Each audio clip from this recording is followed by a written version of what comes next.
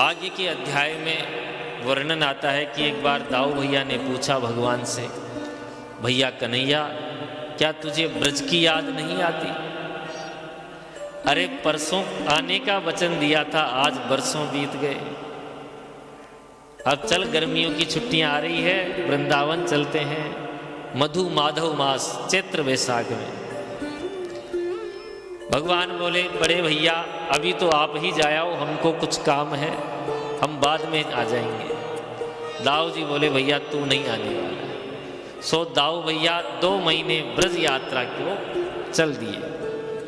उधर जो दुष्ट प्रकृति के राजा थे उनको अवसर मिल गया, क्योंकि दाऊ जी बड़े खतरनाक हैं, उनके डर से कोई द्वारका की तरफ देखता ही नहीं। एक पौंड्रक नाम का राजा था, वो अपने मित्र काशीराज की बातों में आकर अपने आप ही भगवान बन बैठा।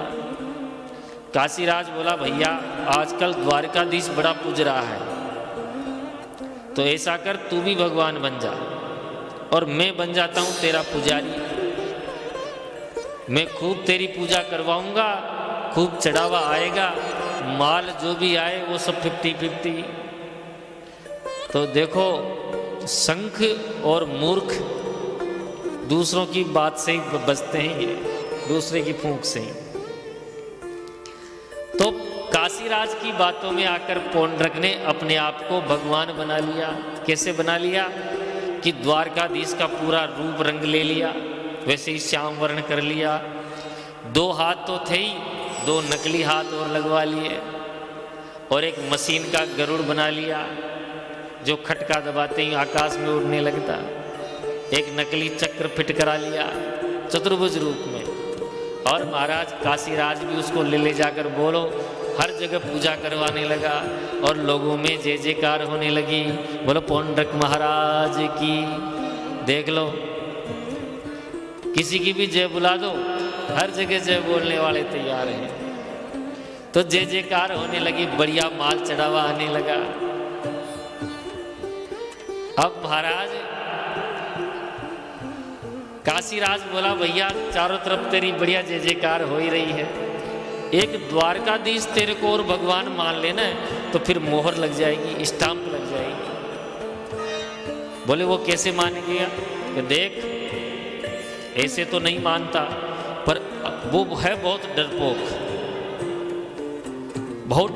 है। एक धमकी भरा पत्र तू लिख देगा ना, तो उस धमकी भरे पत्र से ही वो द्वारिका छोड़कर भाग जाएगा।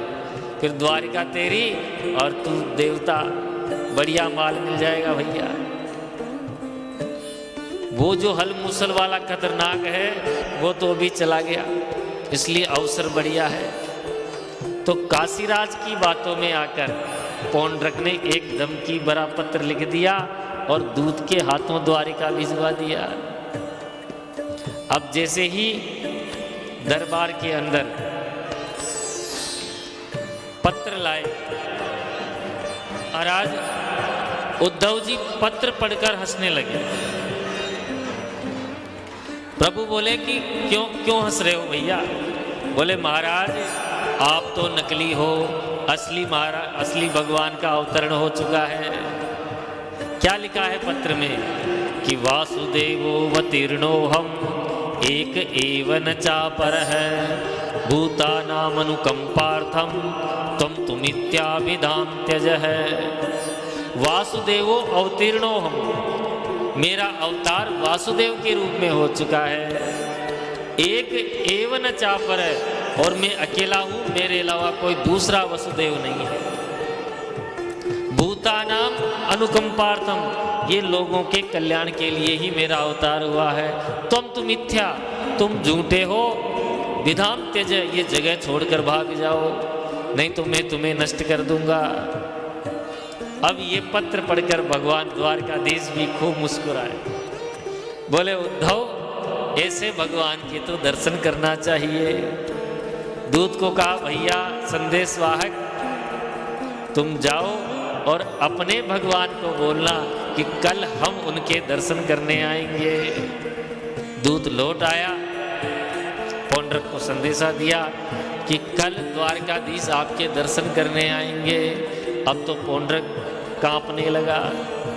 काशीराज को बोला, मित्र तू तो कह रहा था कि वो भाग जाएगा, अरे वो तो यहीं आ रहा है, अब मैं क्या करूं?